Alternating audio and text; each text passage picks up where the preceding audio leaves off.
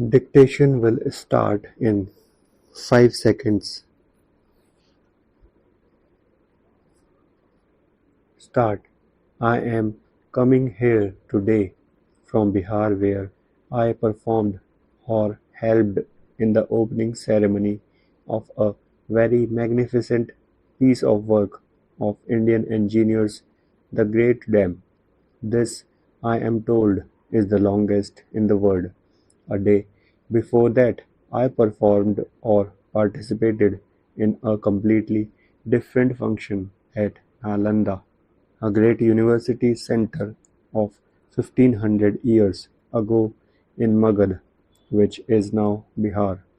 At this place, where the ruins of the university still exist, my mind went back to the days of the Buddha.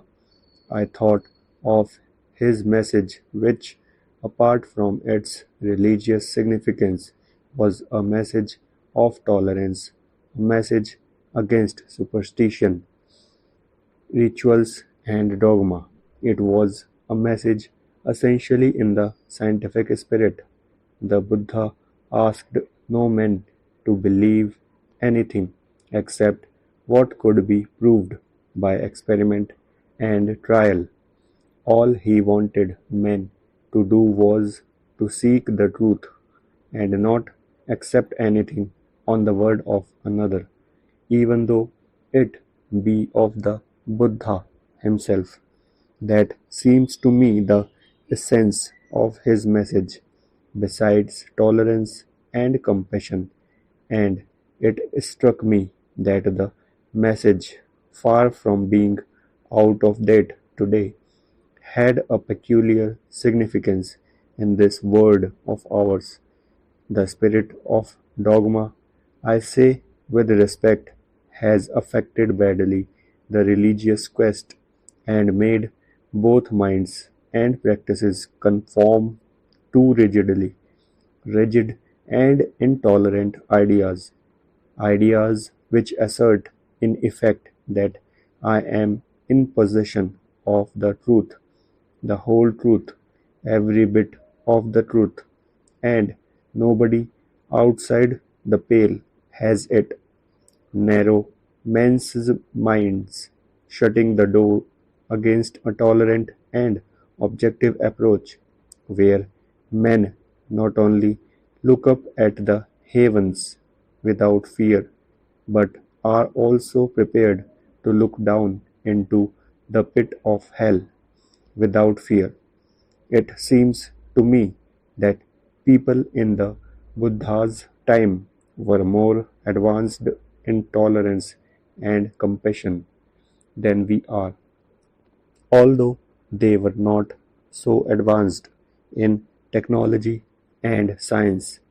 While I was there, it struck me that quite apart from the religious issues, there might be something worthwhile in the traditional view of life because it is a tolerant view of life.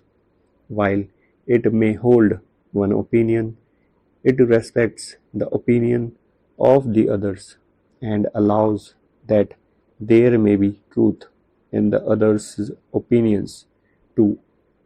It looks at the universe and the mysteries of the universe and tries to find them in a spirit of humility.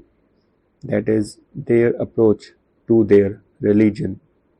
The scientist is supposed to be an objective seeker after truth. Science has grown because, in a large measure, the great scientists have sought truth in that way. But I suppose no man today, not even a scientist, can live in a world of his own, in some kind of ivory tower, cut off from what is happening.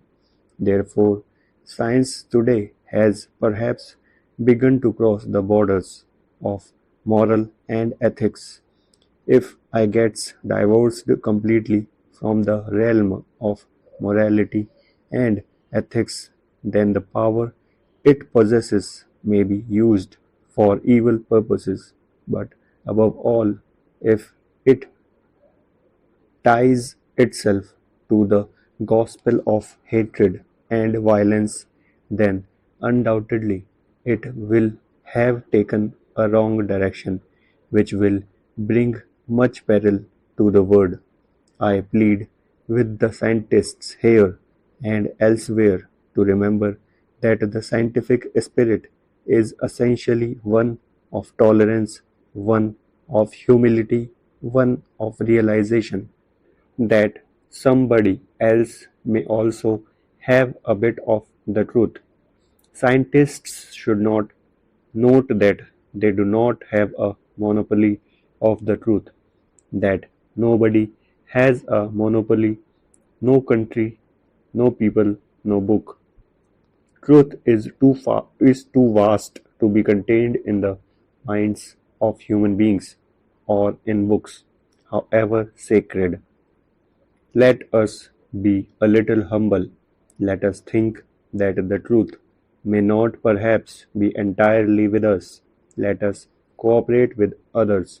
Let us, even when we do not appreciate what others say, respect their views and their ways of life. Let us go back to an ancient age in India, Ashoka's period 2300 years ago. This man, who was infinitely more than an emperor, has left memories all over this great land, and memorials which you can see today. Among the messages that he gave, there is one which I think we should all remember, not only in this country but elsewhere. Addressing his own people, he said, "If you ever your faith while you revere your own faith, you shall revere the faith of others. In reverencing the faith of others, you will exalt your own faith and will get your own faith honored by others.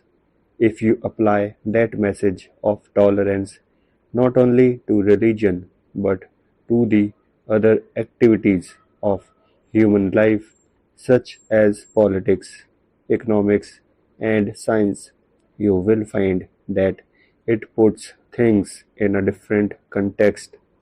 It is a context which is not very much in evidence today, where differences of opinion are not liked, where the tendency is to suppress the view or the way of life that is not approved of, where ultimately science itself becomes vitiated by a narrow outlook. Stop.